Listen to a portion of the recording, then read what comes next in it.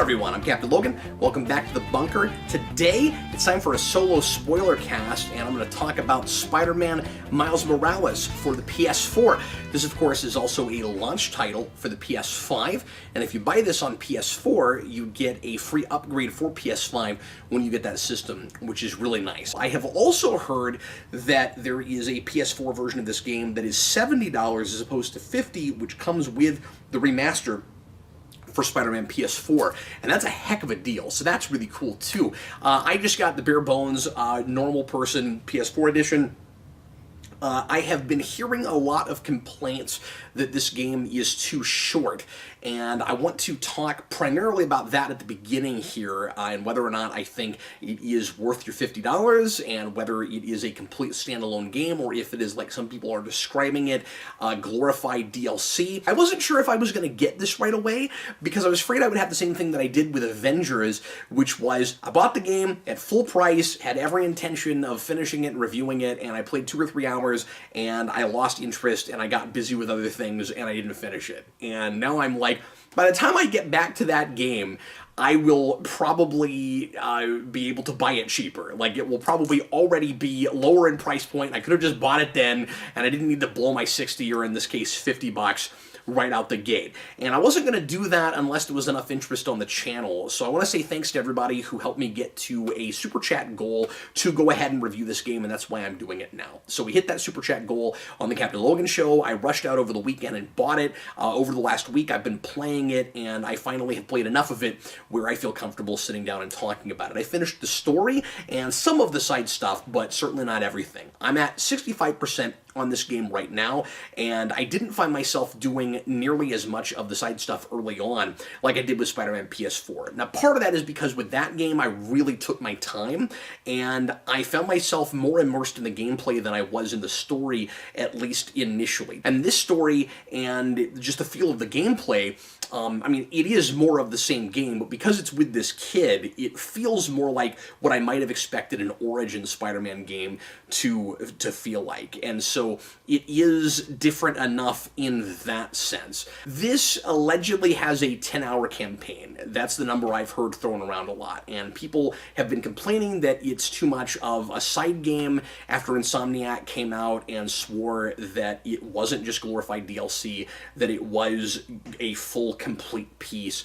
And people took that to mean, oh, so it is going to be as big as the first Spider-Man game was. It's not going to be just this extra tide you over thing until the real Spider-Man 2 comes out.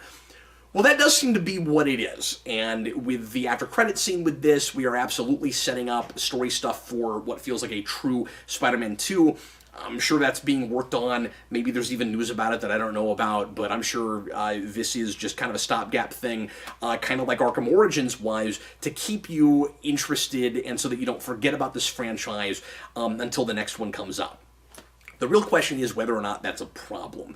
Now, Insomniac led us to believe, maybe, arguably, that it wasn't that, so I guess it's maybe a problem in the sense of people thought that they were getting something bigger than what this game is. But just looking at this game and taking it on its own terms, I'm very much of two minds about it. First of all, let me just say, for myself, and everybody's going to be different, I'm not the world's best, of course, modern game player, and it takes me longer than your average person probably to play a 10-hour campaign. So I'm sure I spent more time with this than that. And to be fair, I did do some of the side stuff as well. If I only strictly did story stuff, I don't know what the percentage number would have been. I'm gonna guess 45, 50. Maybe. It's hard to know, because, I mean, I didn't do that. With the first game, I would say that if you just did the story stuff, it probably would have been even less than that, because it's such a large game and there's so much to do. This does have side stuff, it does have side missions, it feels like enough to me for a intentionally smaller game. I don't mind this game being intentionally smaller. I think that makes sense for lots of reasons, especially thematically. I mean, we have a brand new wet behind the ears superhero that's going through something of a coming of age thing, although I don't think this is a true coming of age story, but he's starting that adventure. And I think that the shortness of the gameplay reflects the smaller stakes and by the end of this, it feels more epic than I think it has to. I think it's struggling a little bit with just how big in scope it wants to be, but especially until you get to the very end of this, until you get to essentially the third act of this, I would argue that it being a smaller game makes sense because it's smaller on every level. I think Miles Morales is much more of a neighborhood Spider-Man than even the original Peter Parker 10 years down the road in this. He's like a neighborhood Spider-Man. This is about one particular part of New York. Even though you do go to a lot of different areas in New York, it is much more about the Harlem of it all than it is about everything in New York. So I mean, yeah, we deal a lot with Queens in the first game because that's where Peter Parker is from, but we go everywhere. And here the stakes are about this one area. I am fine with how short this is. I just question the price point a little bit. I think that people would have complained less about that if this were a $40 game instead of a $50 game, or whatever it is on PS5. I don't know if they upped it to $60 there. I know that the standard price point for games on PS5 and the new Xbox Series consoles is going to be $70. This absolutely shouldn't be that high, and if you had to pay $60 or $70 for this, I would say wait. Even at $50, I would say maybe wait. But if it comes down, like Black Friday sales and stuff, to $40 or $35, I would say it's absolutely worth that. So I'm basically equivalent about $10, I think. I think it's absolutely worth at least $40 for as much gameplay as there is and as much enjoyment as I got out of it. Let me say that if there is an issue here because of the price point and everything, it's just length. It's not quality. I don't think this was phoned in. I think that it's absolutely to the same level of visual quality and gameplay variety as the first game, and there's even things I like better about it. One of the things I really like about this game is the stuff that's taken out of it. We don't have, and I know some people don't mind these, and some people are tired of me complaining about this, but I was glad not to see those stealth missions with Mary Jane and Miles from the first game here, where you're just sneaking around and you don't have attacks and you're doing puzzles, and I found those to be kind of stretched out and lengthy and a little bit tedious. I think some of the fat is trimmed with this game, let me just say, and I really appreciate that. For me, with a video game, it's not about how long it takes to play it, it's about does it stay fun or does it get monotonous, and is it a complete cohesive piece, both story-wise, if it is a story-driven game, and gameplay-wise. Like, my standards are not that different, even if it's a game that's not as much about story, or not about story at all. My standards are not that different for a video game as they are for prose. It's just, or for fiction, it's just that the goals of what those things are trying to achieve are different, but I still want a thing that manages what it's setting out to do, of course, makes its intentions and its goals really clear, and is a cohesive and coherent piece. Like, I want everything in a game to be leading somewhere, just like I do with a story. And you're going to have some repetition, of course, but I want it to be fun, and I want it to build on itself, and I want it to always feel like there's a reason that I'm doing what I'm doing.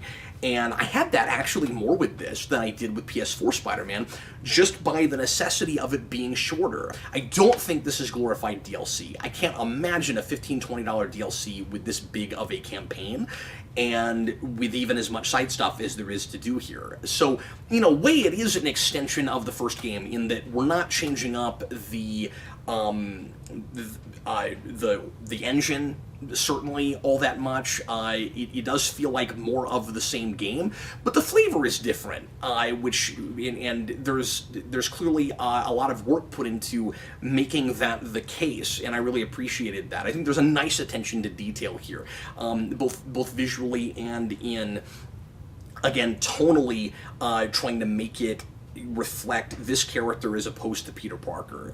So one of the first things that does that is that it's set at Christmas, and it's there's a lot of snow on the ground, and that gives it a very different vibe. and the whole thing naturally being set in Harlem, and with Miles Morales' character has a bit more of an urban feel, and I don't think it's laying that stuff on too thick. I enjoyed that flavor of it. I really liked the mix of the hip-hop music with the orchestral score. We could have had maybe a little bit more in the way of specific unique interests for him besides the music he listens to, and he's interested in street art like he was in Into the Spider-Verse, but I don't think he's really doing street art like he was in that, so he is a different character than that guy. Some people are complaining that Miles is kind of generic in this, and that he's sort of just Peter Parker again, but, you know, okay, he's a kid now, and this Peter Parker is older, but he's pretty much just, you know, a Peter Parker with a different name and a different look, and I don't think that's quite fair, and I'll talk a little bit about why later, but I am a little bit mixed in the characterization. I think he certainly could be even more distinct and unique than he is. I'm going to go middle of the road on that whole thing. I'm going to say that gameplay here is better than story, but it's not a bad story, it's just a little typical. It's kind of been there and done that. I like the ways in which it parallels Peter Parker's origin, and there are some subtle differences, and maybe more than subtle, in the way Miles handles things than the way Peter would, based on his background and upbringing, and who he is now versus who Peter Parker himself both is now, but also would have been at that stage in his life, and that does help to separate him a little bit and make him a little bit more distinct. So I like that. I don't think we have especially compelling villains in this game. I am won over more by it by the end. We do have more than one villain, and we have kind of a three-pronged war in this, with Miles having to fight two entities that are both also at each other's throats, a couple of organizations that he's dealing with. One of them is kind of an urban terrorist organization, and they don't think of themselves that way, but they are. Most of them probably don't. And the other one is a Roxxon, which is, so you have the Underground and you have Roxxon. The Underground is the most generic possible name for like an urban terrorist group, or a street gang, and then you have Roxxon, which I think was referenced in the first game and is now very front and center, and that is your typical evil corporation, and you have a very mustache twirling villain at the top of that, but I think that is kind of done on purpose, and he doesn't get a whole lot of screen time, so it's not about him as much as it is the Underground and the Tinkerer, who's our main villain there, and then also you have the Prowler in the mix, and there's kind of a question of whose side is he on throughout the game, and of course I won't reveal that, but we do deal with Uncle Aaron and with the Prowler, and I like that stuff okay. Again, it wins me over more toward the end. You have a couple of new abilities in this because you're Miles Morales and not Peter Parker, and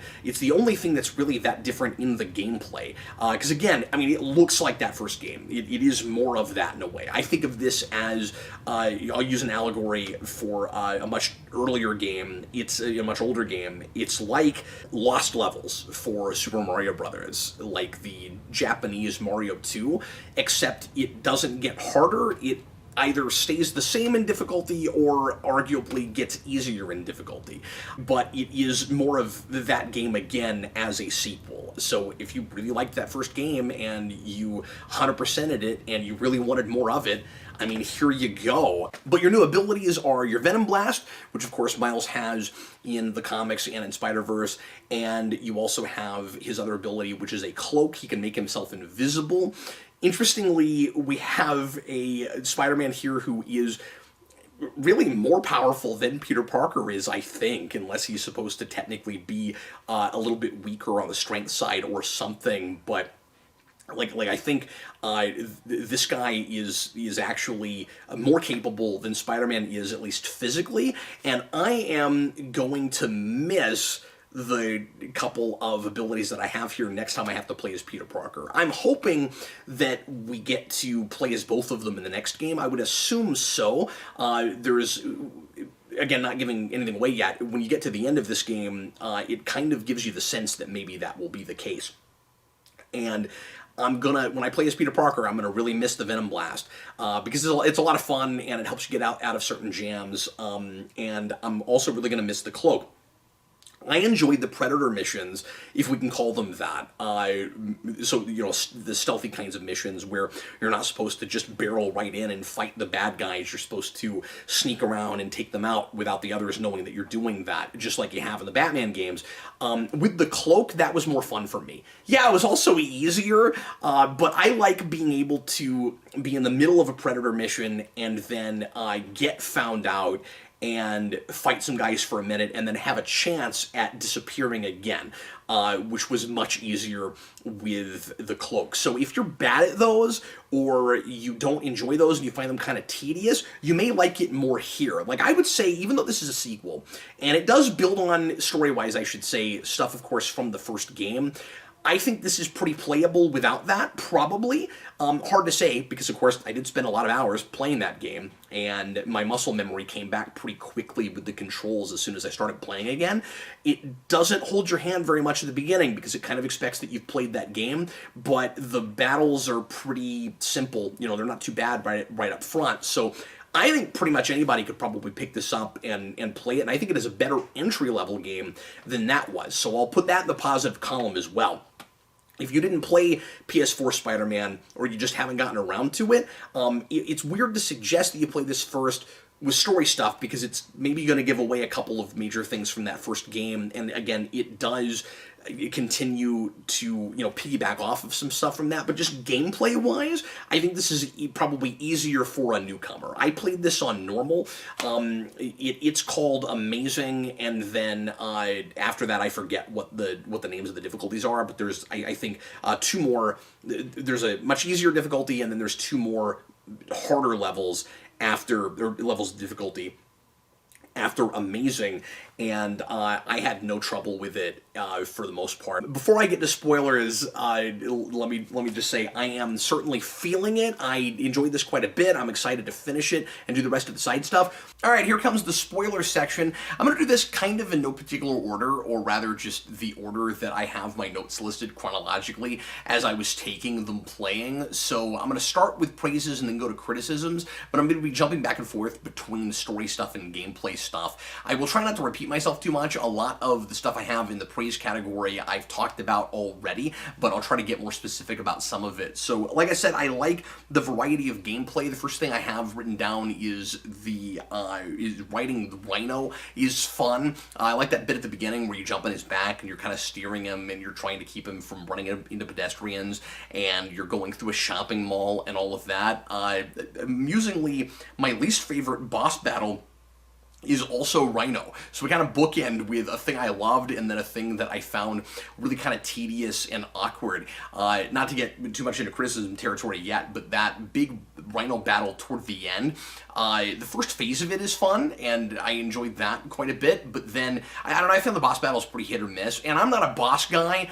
To be fair, I say that all the time whenever I have to review a video game. I'm not really there for those, and very often I'm wanting to just hurry up and get past them so that I can start exploring the city and get into more story stuff and all of that. I'm like that with platformers too, where people will complain about bosses that are too easy. I'm like, I like easy bosses because then I can get back to what I wanted to do, which is platforming, and the equivalent of that here is swinging around the city and doing the adventure stuff. I don't mind a good challenging boss, I guess, but when it's like the sky is falling and there's explosions everywhere and the whole universe is out to get you, and there's only like, there's all these dead zones, and there's only like tiny places where you can even go without getting killed. That stuff is no fun to me.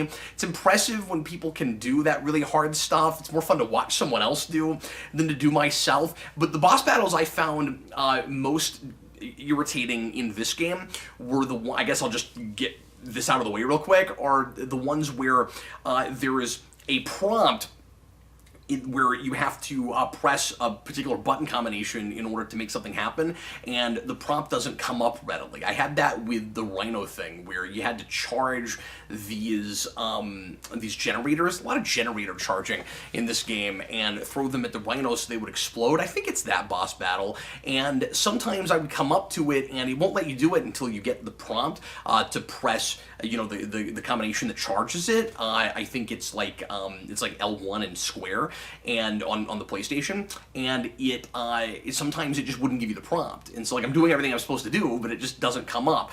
So it gets clunky that way occasionally. It's few and far between. It's not clunky like Arkham Origins. I referenced that earlier, but and I had that with the first game too. So in places, so it still kind of has that. But anyway, let's get back to praises, shall we? Like I said, I really like the Christmas setting, and let me say, especially because this is a story that is all about family. In the first game, it's more about Peter and a mentor, and that guy going the wrong way, and the guy who is supposed to be the sort of the new stand-in for Uncle Ben, the new role model. What do you do when he goes bad? This is what do you do when your family goes bad, or when your best friend goes bad.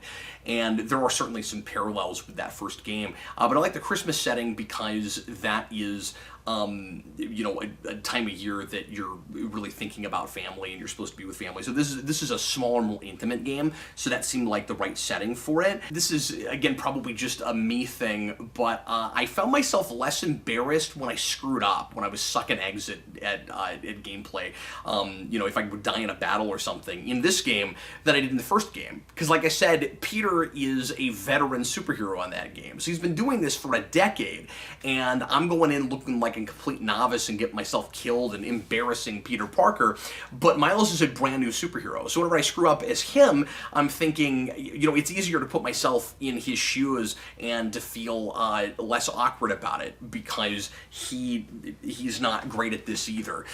So that's another way in which this feels like almost an entry-level game to me, and not a bad place to jump in if you're okay with a few spoilers from that first game.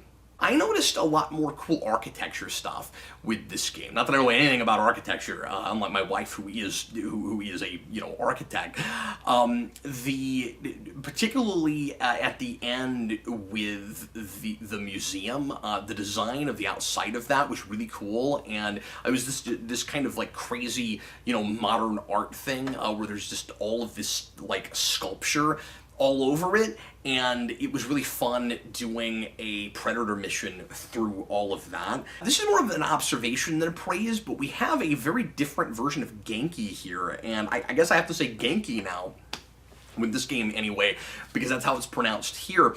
I was unsure what the pronunciation was way back when Bendis's Miles Morales comic first started, when the Ultimate Spider-Man book started. And I thought it was Genki, and then people corrected me and said it was Gank. So for years I pronounced it Gank. And now we've got a game that pronounces it Genki, and I heard somebody the other day say it's kind of the new, like, Roz Raish thing. Except I've never met anybody named Roz or Raish, and I'm assuming that Genki is not that uncommon of a name, but I assume Bendis got that from someplace, and I've never met anybody named Genki or Ganki either, but surely there's somebody out there with that name that could tell us how you're supposed to pronounce that. But I digress. He is the least over the top I've ever seen him here, and he's still played for comedy a little bit, but he's not a straight up comic relief character. We really don't have one of those here, and I don't think that's a problem. I think it may be a problem that we have too many of the same personality type here, I'll say that. It seems like everybody Miles knows and associates with is a borderline super genius. He's got that with Finn, he's got that with Genki, and you could say, well, those are just the people that he kind of gravitates toward, but I want kind of then more discussion about what Miles' social life is like, because he doesn't seem like the typical outcast nerd or anything. He's not horribly lacking in self-confidence like Peter Parker in his early days would have been. He seems, pretty socially put together, and maybe that's just the times we live in, where, the nerd is the new jock or whatever. Most of the people he knows are kind of geniuses and kind of the same personality type. Genki is kind of witty, but in a really dry kind of way, and a lot of his humor is, I find, the things that other people find boring really exciting. He's really into like charts and graphs. He's always talking about making pros and cons list, and Miles is always kind of groaning at him for that. And these games, just like the first one with Doc Ock and Black Cat and some different characters trying to go in its own way and reinvent characters a little bit, like Arkham did. And it's a little bit more odd with Miles because this is such a relatively new character and it hasn't been adapted that much. Although I guess at this point, more than even a lot of or maybe not more than, but as much as some classic characters, because, we had not that I watched it, but we had a, cartoon version of Miles Morales on television, and during that, Jeff Loeb produced stuff, and we've had Into the Spider-Verse now, and now we've got this game, but I've seen so few different variations of these characters that when you change them up a lot, I get a little bit sideswiped where it's like, oh yeah, like that's right, we haven't, there's almost not a definitive version of these characters yet. Like they've been different every time we've done something with them, and we've already got like 3 Mileses with very different backstories even, because in the comics, Bendis' Miles Morales, and some people complain about this, doesn't really have that tragic backstory that brings him to being a superhero. And some people say that makes him kind of generic. I honestly, to some degree, kind of like it, at least in that book, in comparison to Peter Parker, because he has this sense of responsibility because he got his powers and he was raised right. It's almost more of a Superman sort of way. He doesn't need a tragic backstory to want to go out and help people because he was brought up to do that, and because he has so much of his dad in him, and there's almost like a messiah complex there. And so to kill off his father, I thought was an interesting departure, and I've never been totally sure how I feel about it. Looking at it here, I think it's pretty good, although I wish we'd done a little bit more with Uncle Aaron, and I'll talk about that when we get there. Because what's there I really like, but I wish we'd gone a little bit farther with it, with him as the mentor after his, after Miles's father has died, because we don't really play the uncle parallels between Uncle Ben and Uncle Aaron as much as we did in the comics, and I think it would be really appropriate to do that after he loses his father. But yeah, I like the personal story and the well thought out family history and the dynamics between those characters. I think some of the setup for that stuff ends up being too easy, or rather just in getting the story started, like how every major player in this is somebody that was major to Miles's life before. I think that gets a little bit convenient. And you could say, well, we do that a lot with Peter Parker too, where Spider-Man is constantly like fighting characters that are bad guys that matter to him in his personal life. But it feels even more convenient here, and I'll get to why I think that here in a little bit. Miles in this has an app that Genki sets up for him.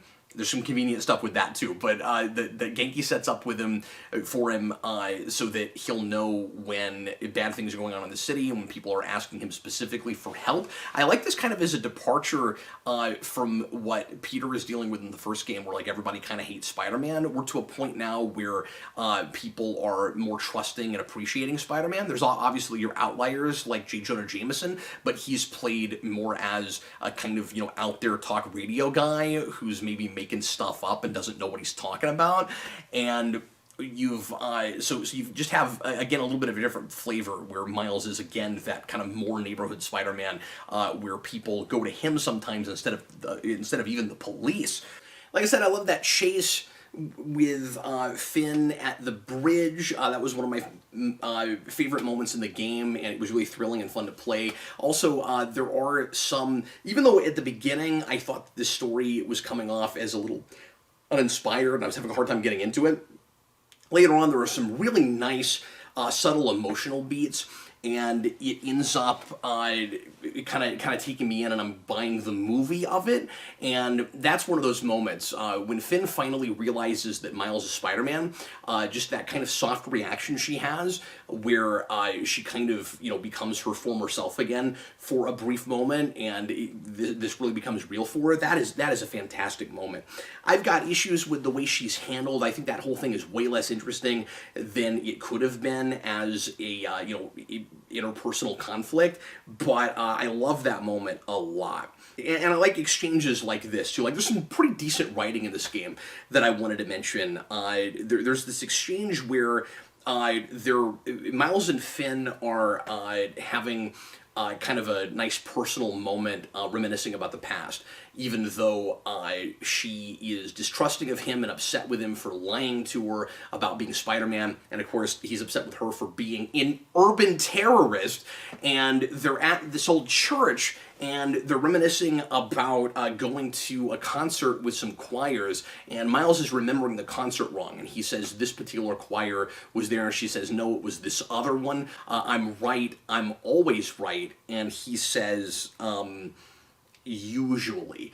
So really nice subtext there. She's usually right. What he means is she ain't right about Roxxon, or about the way that she's wanting to handle that in blowing it up and the collateral damage that's liable to cause. I really dug how right toward the end, when you're on your way, and I can't remember if there was anything like this in the first game, but it surprised me, so I'm going to give it props for it. You're on your way to what's going to be the final battle, and or maybe the second to last final battle, I guess. And the Prowler nabs you out of nowhere and kidnaps you, and you're not even thinking about story stuff right now, because you're outside of the narrative. You're just on your, you're on your way toward the next big story thing, but you could stop anywhere during that and do side mission stuff. And so you really don't expect to get grabbed, like 300 clicks away or whatever from where you're on your way to,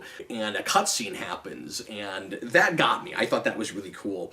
And by the way, I think I like that boss fight okay with the Prowler. It's another one that I think goes on too long, but it was fun fighting him with the cloaking technology, where he kept cloaking just like you can, and it was kind of fun to do it back to him, where you could both kind of cloak back and forth, and you get into a rhythm where you're able to start sort of fighting him a little bit even when you can't see him. And I thought that was a lot of fun, just finding different ways to kind of draw him out and stuff. And then, like I said earlier, my favorite part is the Harlem battle. I really enjoyed that. I guess, and maybe on a second playthrough, I wouldn't have this. Maybe I'm probably missing something, but I wasn't totally sure why everybody was fighting right then. Like, I know that we're about to, set off the new form, and Finn is about to try to blow up Roxxon, not realizing that it's going to destroy all of Harlem. But I'm missing the trigger that has both of these factions suddenly going after each other, and it's like bedlam in the streets. That seemed to sort of come out of nowhere. I'm sure there's something I'm missing.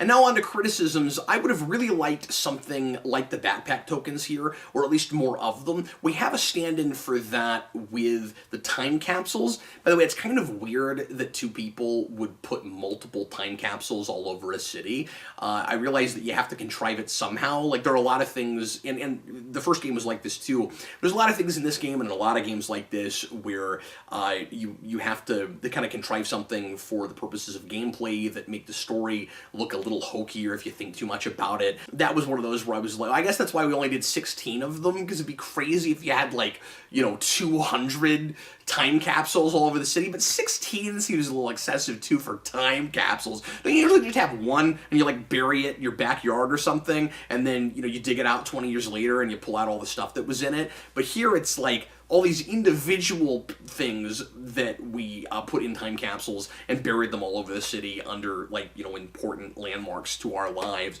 But anyway, I would have liked more of those. You probably would have had to have gone with something that wasn't a time capsule, but that was one of the things I really liked about the first game, that whole sightseeing thing. Obviously, Miles is a different character. He's not about photography like Peter Parker is, and so you would have had to contrive something different, and I'm not sure what it would be, because Miles is even, I don't know, it feels in this game like Miles is even more about science than Peter is. I guess he's not, but there's not a lot else, personal interest-wise that we get for him. I guess he likes music and mixing music a little bit, but that's more like an interest his father had that he is kind of picking up now. Or was he all the time? I mean, I guess he had a keyboard there. So yeah, I guess he was already doing that. I wish we saw more of that at the beginning, like kind of established it. It might have not have been a bad idea to open the game with him, mixing beats, and then later on we do the whole thing, which it's kind of amusing to me that we're interrupting this like really urgent, imminent threat, where like he's just realizing that Finn is trying to blow up Roxxon, and then the very next thing he does is he goes and starts trying to sample sounds in New York City so that he can finish his dad's and Aaron's mixtape. It just seems like your priorities are a little off, just so that we can have a new side mission. It's not a big deal once it becomes a side mission thing, where it's like, okay, there's some downtime, so now we can go do this. But when it plays in the moment like a just regular cutscene, it seems kind of amusing to me. But anyway, maybe we should have opened the game with that, or put it somewhere a little bit earlier. The game crashed exactly once for me, and it was real early on. I had some other weird glitches that I want to mention. People have been talking about the bugginess of this game. Various people have had different weird experiences with it, and I don't know if any of this stuff happens if you play it on PS5. I should say, by the way, that it doesn't feel super clunky and buggy just because it's a game that is on PS5 that you can also play on PS4, where like the system can just barely handle it. It doesn't feel that way. The load times are really good. They might be faster even than the first game, but if not, they're as good as that. It doesn't feel like it's struggling to keep up or anything. But there were a couple of odd things that happened, and I think the first game had a couple of weird things too. So I don't think this necessarily has anything to do with the fact that it's on both systems, and that it's on the inferior system. But it did crash on me once, where I had to reboot the system. There was another place quite a bit later where it froze up on me for like 20 seconds and then came back, or maybe 10, 15 seconds, and then came back. The weirdest thing that happened, though, and I'd love to see in the comments if anybody else has had this, during the Battle for Harlem section, I only died there one time. And the only reason I died was because I fell out of the game. There's a place where I'm fighting a bunch of guys, and there's an explosion, and the explosion literally, I think it was like fighting tanks or something. And because it has that thing the first game does where you can web up the top of a tank and then spin it around and hit people with it. Something exploded, and it knocked me through the ground, out of the game map. Like, I fell literally out of the game, and then I just fell for, like, I don't know, 5-10 seconds on a white nothing void with the city above me until I died. And I've seen, like, YouTube glitch videos of other games where that's happened, but I was not expecting that to happen in a game in 2020, in, like, a big AAA title on the PS4, and I thought it was absolutely hilarious. This game does have that redundant dialogue problem in a few places. I didn't remember this too much with PS4 Spider-Man, but maybe it has it some places as well. Things like you're in a Predator mission and the guys are kind of on a loop and there's just only so many things they say and it's not very many, where like one of them was, is that a rat? And just everybody is saying that like over and over again when I'm sending webs to distract people and send them in other places so that I can manipulate them and web people up without being seen. Is that a rat was the thing that got said a lot. And there was another place in a Predator mission where too often I heard stupid bridge, stupid new form. There were a few things like that. So I had this problem with the camo ability. And I think the game, and again, I'm not sure, but I think the game may have this issue where because you can do side missions anytime you want to, sometimes things will happen out of order, where it wants you to do a story thing to explain how to use a new ability or something, but you'll go to a side mission that utilizes that ability before you know how to use it properly. I had that with the cloaking device, or the cloaking device, excuse me, just with the cloak, where I had gotten the cloak, but I didn't know how to use it yet, and I went to a side mission that requires it, but doesn't tell you how to use it because it thinks you know already. And I hadn't done the next story thing that actually teaches you how to use it, so that was kind of a problem. There were a couple things toward the end, too, places where I would be like, man, if I go to a side mission now, would this be really awkward? And I didn't, so I don't know. But when you deal with Aaron toward the end, and you have your big showdown with him, and you say, I'm done with Aaron. If you then start, because I never finished the side mission with the sampling sounds for beats, does Aaron keep showing up in those side missions like he does the first time or two, where he's helping you out and helping you to figure out how to sample the sounds? Because if that happens, that would be really awkward, right? Where, like, you've already taken him down, or you fought him and you've basically said, get out of my life. It's like, yeah, me and your dad used to come here all the time. Like, I wonder if that happens. I would assume it must, but again, somebody let me know if you've had that, because the notion of that was kind of cracking me up. There is an inconsistency with the cloak, and I guess with the Venom Blast too, but especially the cloak, with how long it lasts. And again, it's just a video game versus story thing. But if you're thinking about it on a pure story level, it doesn't make a lot of sense that in certain missions, depending on what you're doing, you're able to, with a power that is just biological, that sometimes it lasts a really long time and sometimes it lasts a really short amount of time. And so I don't know, when you're just thinking about it on a story level, that can get a little bit silly. It just depends on what kind of mission you're doing. So, like, sometimes if it needs you to be cloaked for a long time so you can hear what bad guys are saying, it'll last like a good minute and a half, but or longer. But if you're just in a Predator mission, there is a certain amount of time that you're allotted in the meter. And also, on a related note, I'm wondering why Miles has the same thing that Birds of Prey and Romulan warbirds have in Star Trek, where you can only fire, where you can't fire when you're cloaked. I guess it's just because it would make it too easy, of course. But just like and I know folks are going to say that I'm overthinking this, but this is a thing that, again, wants to be one part story, one part gameplay. So if this happened in just a movie, which this kind of wants to be, I would be questioning it. So I can't help but bring it up, and I'm partly mentioning it just because I think it's funny. But you're in the middle of a battle, and you cloak, and then as soon as you punch a guy, you decloak. Why is that? Why biologically is that happening? It's just a question I have. Doesn't break the game, doesn't ruin everything. You might not care about that. I think it's amusing. I'm wondering why that happens. I think the puzzle that was most irritating and took the longest to figure out was the one with the generator in the theater. That one took longer for me than it should have. Once again, Krieger is just a typical evil corporate CEO. He's just out for power. It's just your standard commentary on the evils of capitalism and dangerous inventions falling into the wrong hands. But I will say that it's, by the end of the game, like, I'm writing that as I'm thinking he is the main villain. He really isn't. He's kind of just a plot device and a stand-in for Norman Osborn, I think. I mean, he is really mustache-twirly. He's not supposed to be a real character at all. And maybe that's not really a problem. I did find him annoying. I'm kind of tired of these, like, uber arrogant bad guys that go to the gym all the time and can't stop talking about leg day.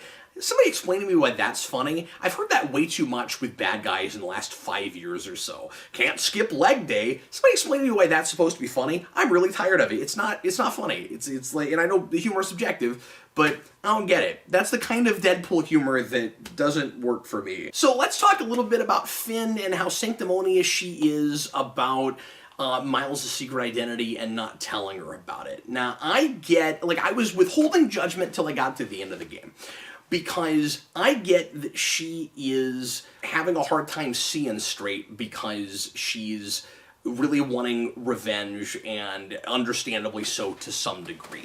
Somebody killed her brother. It's an evil corporation that is taking advantage of the little people, and she wants to make a statement that, you know, the blue-collar workers, the lower class, are not going to take this kind of thing from the people that have power. And she's not listening to Miles when he says that this is not the right way to do this, that you can't stoop to their level, that just because you want to take these people down doesn't make it right to potentially cause a lot of collateral damage.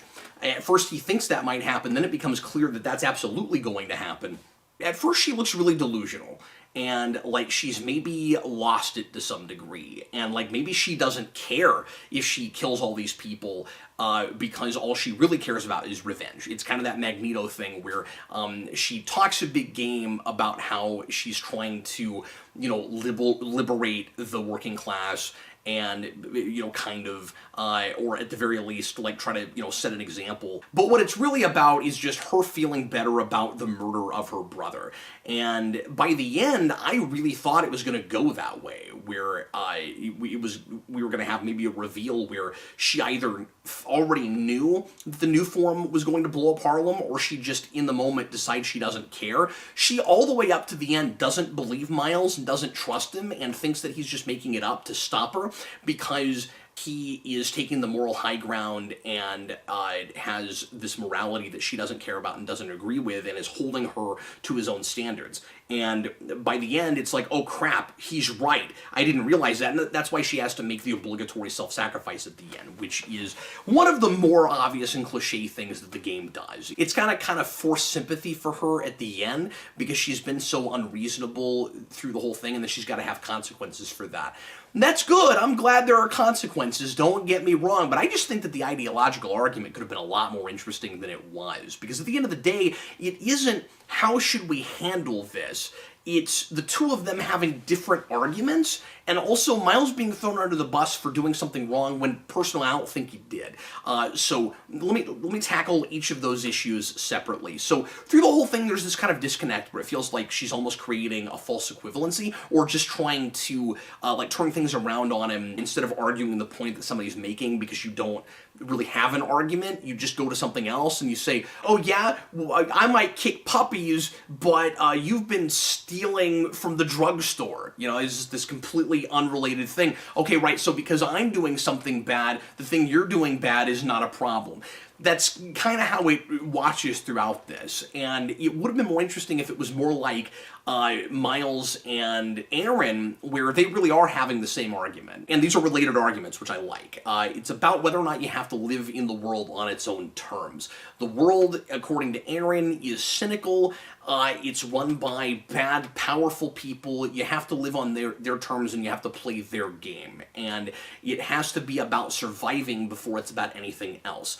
There's no point in taking the moral high road and in trying to set a good example and do the right thing like Miles does, where Miles is willing to sacrifice everything for the sake of just doing the right thing, because he was raised that way. Miles, by the way, is, and I like this parallel, is different from Peter Parker because Peter starts in a lot less of a mature way because he doesn't have that same kind of upbringing. He was raised by good people, certainly, but Miles seems to have himself a lot more together by the time Peter does, and he's got, by the time he gets his powers.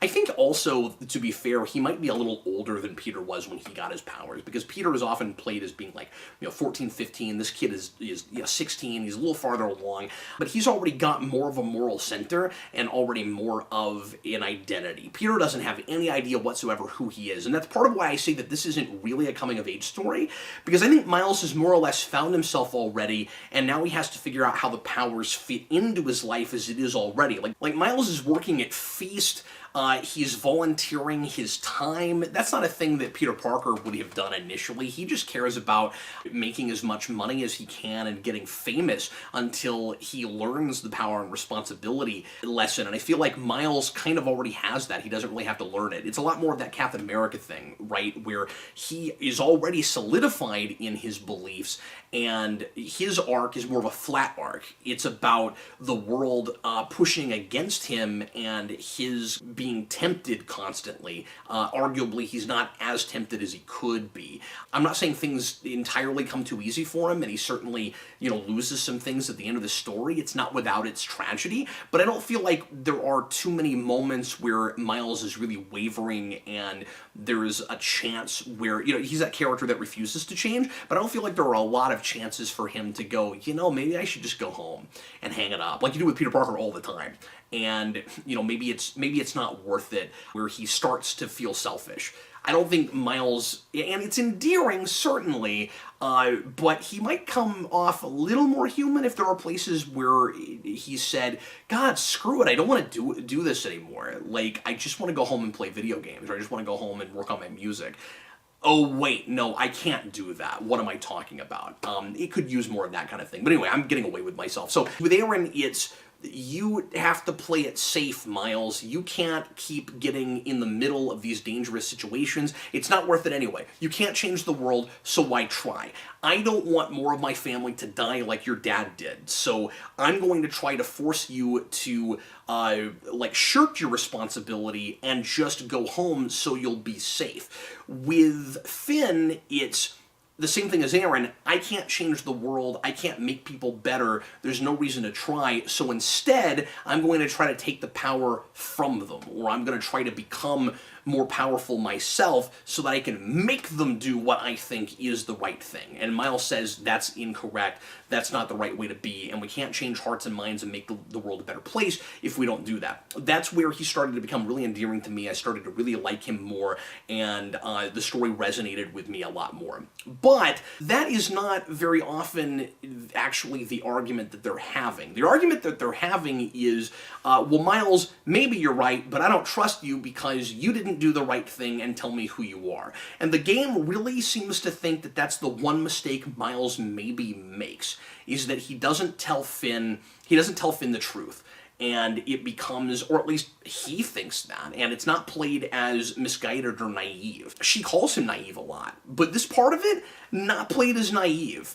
He apologizes to her, like frequently toward the end, for not telling her that he's Spider-Man. But again, she's an urban terrorist. It would have been, I don't care what their history is together, it would have been ridiculous to tell her that he's Spider-Man. Moreover, she wasn't necessarily going to tell him her secret either. So she's got a double standard, and she's being ridiculously sanctimonious. And again, that's okay if it's played as a big mistake she's making, and that she's, too far gone, or she's trying to turn it around on him so that she doesn't have to have that argument. But toward the end, it is looking suspiciously like the game actually thinks that he should have told her the truth. I don't understand that. Early on, there's a scene before we know that she's the Tinkerer, where she says, Miles, maybe next time we talk, I'll lay everything out for you and tell you what's going on. Because he can tell that she's distanced from him, she's put up a wall, she's not telling him everything. Something is wrong in her life and she won't say what it is. And she says maybe she'll tell him. You don't know that she ever would. Miles figures out who she is without her telling him about it, on like a covert mission that he does with Uncle Aaron, interestingly. And because he does know that he's the Prowler. She's just obnoxious about it through the whole game. While she's running this, street gang out of the Kingpin's old headquarters, she's saying, how dare you not tell me the truth about your being Spider-Man? Can't get my mind around that. Miles does actually make some mistakes, and the game either doesn't know it or forgets about it. It would maybe be okay if it doesn't want to do the standard Spider-Man thing of he gets involved because he feels like he has a responsibility to, and he just makes it worse, where even if you do the right thing, there are sometimes negative consequences for doing that. There are a few places where it starts to go there, and then it forgets all about it, and it goes a different way, and it becomes a lot more about that flat arc. I also think that maybe you could have done almost the flat and dynamic thing simultaneously, where it's almost like two different character arcs he's having at the same time. In spite of the fact that sometimes when I do the right thing, there are unintended consequences. Peter Parker has this all the time. I still have to do the right thing because A, it's the right thing, and B, more often than not, it does turn out for the better. I am making a difference, even if sometimes it causes more problems, and it's like an indirect thing. There's always that question of how responsible are you really for things that you do where other people, because you made that decision, they make the wrong choice. If I just left well enough alone, this bad guy wouldn't have killed this person, but also first of all, I didn't decide to kill that person, so it's not like I'm the one that pulled the trigger. But secondly, if I hadn't done that, maybe all these other people would have died over here. So, there's that. But at first I thought this was going to be an arc about a kid that was wet behind the ears, didn't know what he was doing, and was too cocky, too sure of himself. Kind of the opposite of an early Peter Parker, who's really insecure and doesn't really know what he's doing. This kid who is the science whiz and has had a lot of successes in his life, goes off and tries the Spider-Man thing, and it's going well for a minute, and then he gets too big for his britches, and he tries things that, he gets too impulsive, and he tries stuff that, in hindsight, he really should have given more thought to. There's a couple places where that happens, and the game, like I said, kind of forgets about it. There's a weird bit where we find out that the new form is changing and morphing, it sounds like, because of Miles's venom power.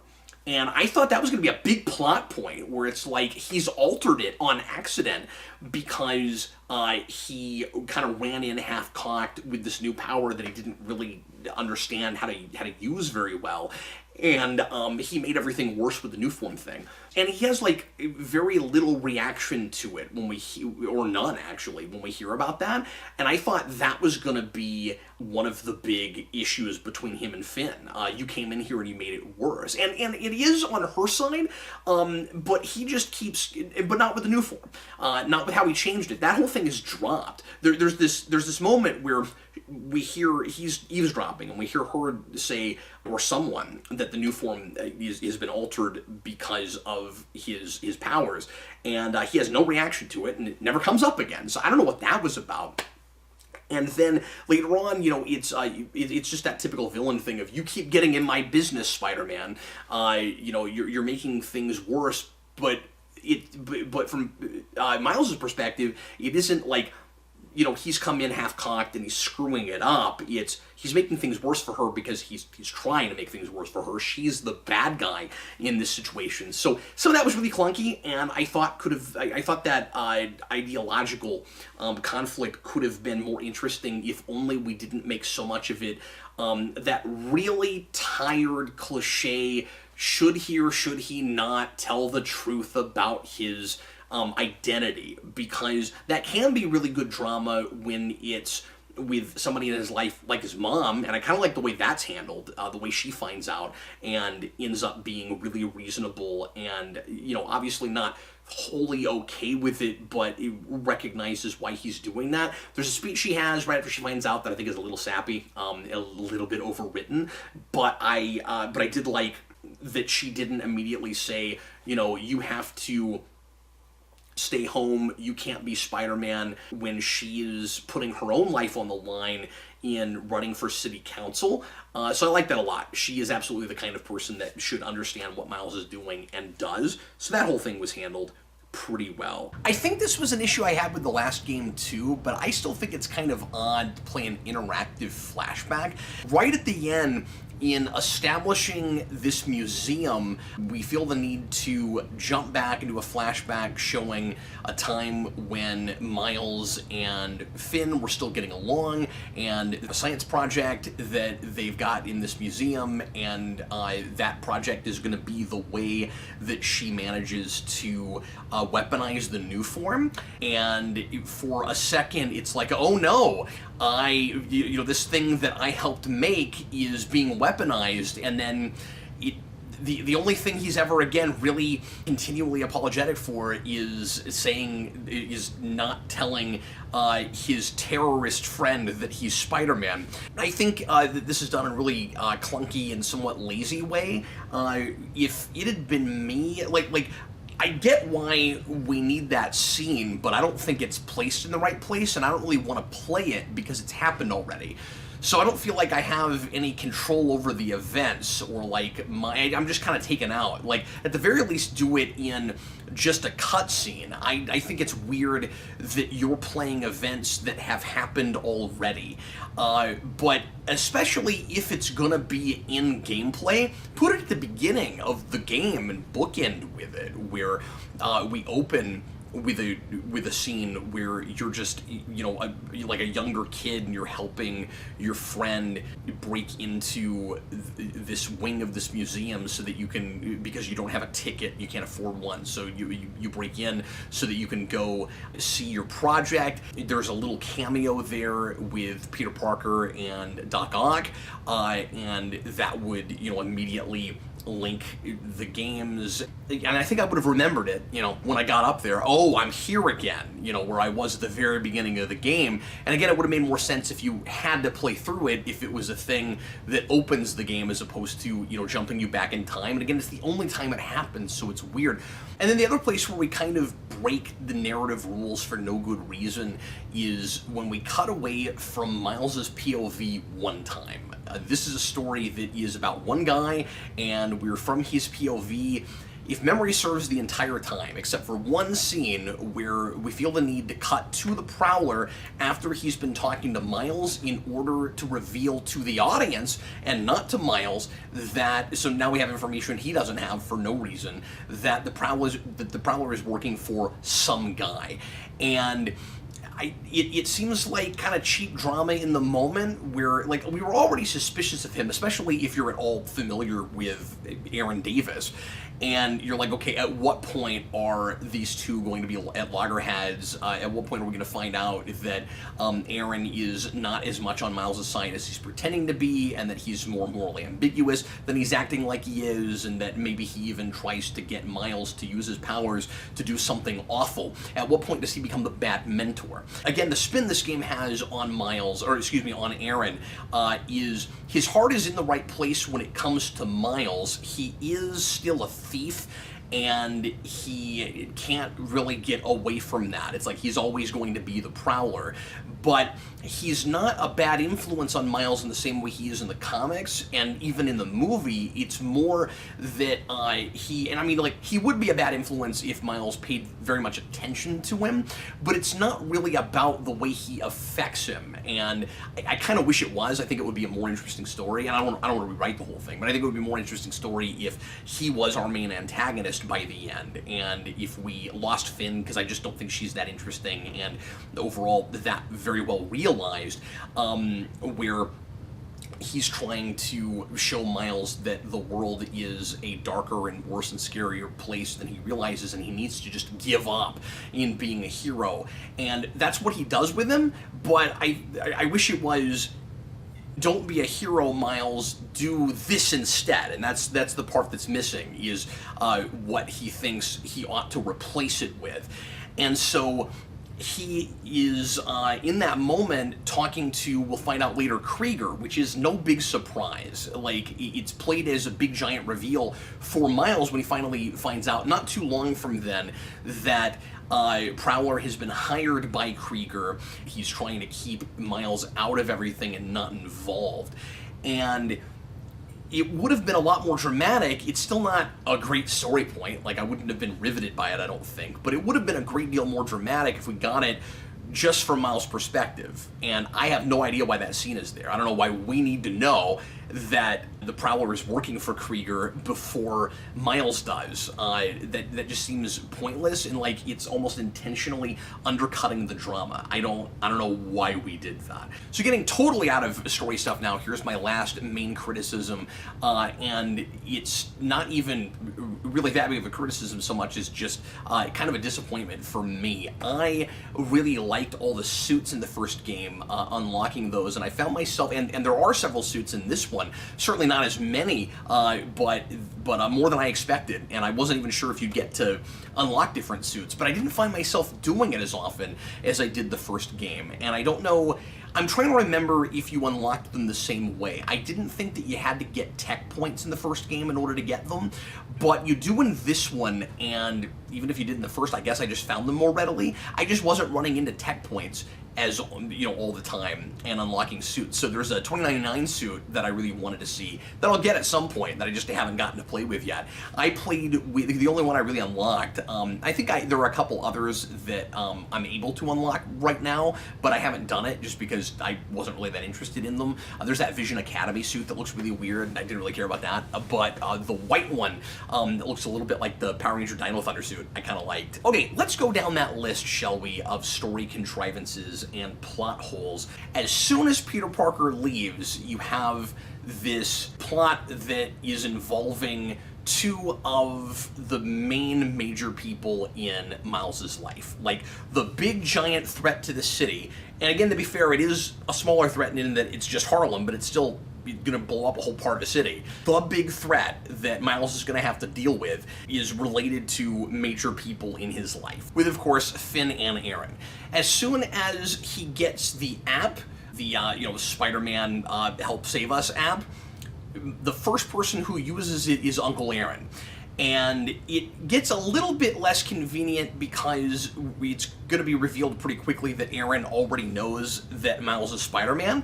Again, kind of easy that, like, almost or maybe the same day that Miles finds out that Finn is the Prowler, or excuse me, that Finn is the Tinkerer, Aaron is revealing that he knows that Spider-Man is Miles, although I guess at least those two things are more connected than we would have expected them to be because Aaron is working for Finn's adversary. So I guess there's that, but it's still a little bit too easy to me. But even though he knows that Miles is Spider-Man, and that's why he uses the app to bring him there and to kind of see, how he's using his powers and stuff, it's still kind of easy that he would be the first person that would use that app. He usually had his finger at the ready to start that app up before anybody else had a chance to do it. It's kind of weird that Miles finds out that Krieger killed Mason. Again, that is Finn's brother who she's trying to get revenge for, right?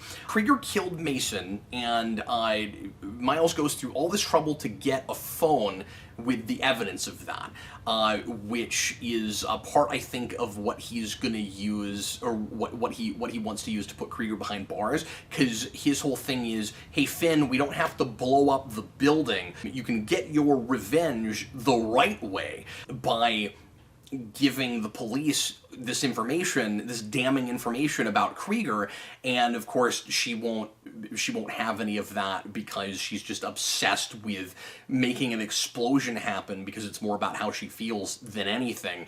And yeah, anyway, so he finds this evidence on this phone, and the first thing he does isn't to upload it to a cloud or something, because just to kind of manufacture drama, the phone gets destroyed, and then he's back at square one. So let me backtrack for just a second, because there was something I meant to mention when I was talking about Miles and Finn earlier, now that I'm back at them again. So I mentioned that it's played like Miles's biggest mistake might actually be what Finn says it is, that he should have told his friend that he's Spider-Man, even though she's a terrorist who knows what she'll do with that information, and he ends up ultimately kind of doing that anyway. I mean, he takes his mask off.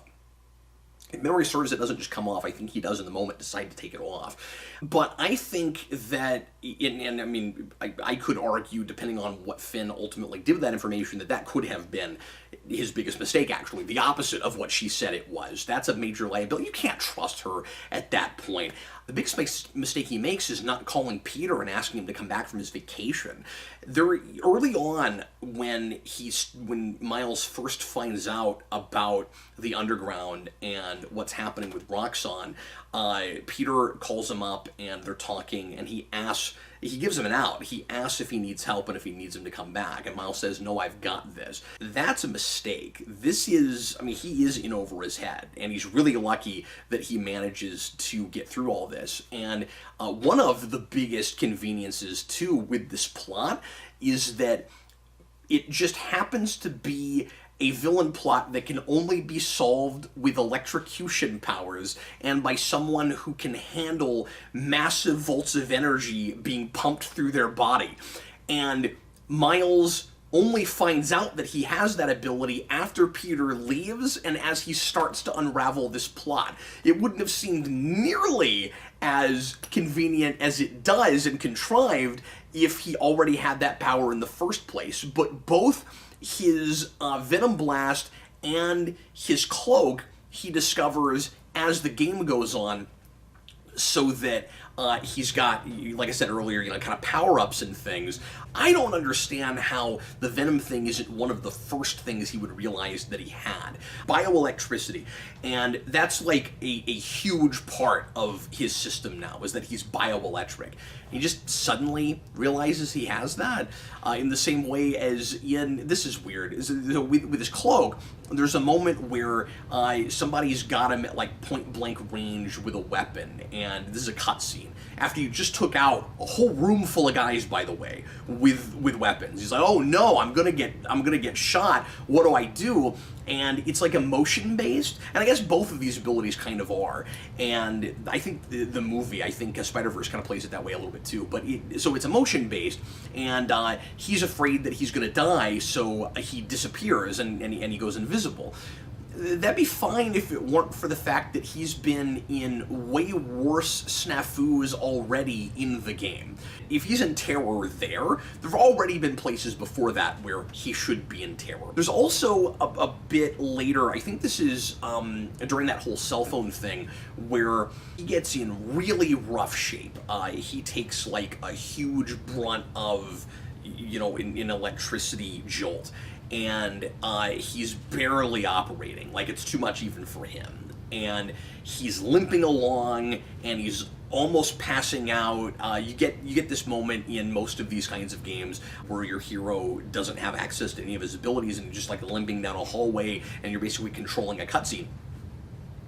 And as soon as he gets out of this hallway, and I get that he heals fast, but he looks like he's about to die. And in the very next scene, you're just whipping around, jumping around, beating guys like you always would, and then immediately after that, you're swinging back around in the city again. Like, he recovers really, really fast. This is a really tiny thing, but right at the end, there's this moment where there's a little kid who hands Genki Miles's mask.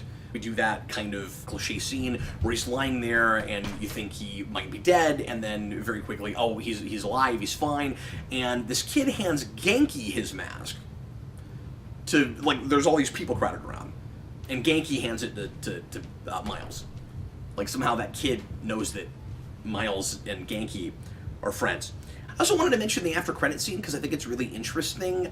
It is just setting up the Osborn stuff that we're going to do in the next game, and it's Doc Connors working for Norman Osborn. He is forcing him, or they're in collaboration, to, it looks like, turn Harry maybe into the next Goblin, or whatever it is they're doing to Harry. You get this from Harry's perspective. He is in like a liquid tube, and he's watching these two men as they're talking about him. And I might be reading too much into this, but I felt like this was really solidifying some of the parallels with the characters in Miles's life that are most prominently featured here as his antagonists. So Doc Connors in this analogy is the Uncle Aaron. He's the guy whose heart is in the right place for the most part, but he makes a lot of bad decisions that ultimately make him the bad guy and make him have to tragically go up against the kid that he's a mentor for. And then Krieger would be Osborn, who is just the crazy evil guy who has power and wants more power. He's not a scientist, but he is the power-hungry corporate tycoon guy. And then Finn, of course, is Harry Osborn. They are both, you know, bright kids who are taken advantage of by adults and ultimately end up seeking some kind of revenge, if that is indeed where we end up going with Harry. I see both Finn and Aaron as representative of the two major aspects of Peter Parker's origin that Miles hasn't really had to deal with, but he deals with in a much more drawn-out way here and has to, you know, kind of tackle differently. Finn is his sense of revenge. Like, when the burglar kills Uncle Ben, the first thing Peter wants to do is track him down and kill him, and that's what Finn does. And Miles has to fight that, just like externally, just like Peter Parker had to fight that for himself internally. And then Aaron is his sense of responsibility, or the lack thereof. The first thing Peter did not do, but should have, of course, was stop the burglar before he could kill Uncle Ben, because it was the right thing to do. Aaron is the guy who says, ends justifies the means. I don't care what's right. I care about keeping myself safe and keeping my family safe. And of course, the irony with Peter is he would have kept Uncle Ben safe if only he had stopped that burglar in the first place. Now, depending on what version of that story you look at, it was a little bit of, especially the movie version, 02, it was a little bit of a revenge thing there. It's like, well, you kind of screwed me with this money I was supposed to get for this fight, so I'm not going to help you. But I also see it as just this lack of responsibility. Myself first, everything else second. And I think that's really interesting. I like that a lot.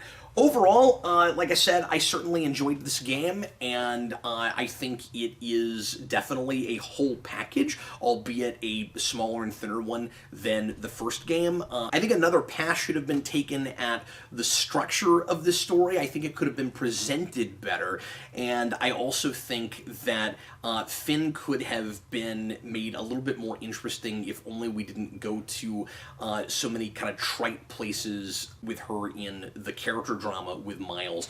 But for my own part, I kind of wish that the focus had been put more on Aaron, and I wish the whole thing hadn't been built on such a series of conveniences. Because it's also weird that Miles has, I just thought of this, every one of Peter's powers, and he figures those all out immediately. But then these new ones just show up at random times, arbitrarily based on an emotion he's having in the moment. That's an emotion that he has to have had other times since he got his powers.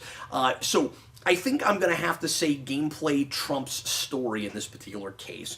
Got the two goals, be a fun game to play, tell a compelling story. It is more of a fun thing to play than it is a compelling story, but I will say the story won me over a lot more by the end than I expected it to, because I was kind of bored with it toward the beginning. Thanks a lot for watching, everybody. I hope you enjoyed my rambling on about Spider-Man Miles Morales. Leave your comments, let me know what you think about any and all aspects of this game, and I will see you again with more videos real soon here on YouTube. Bye, folks.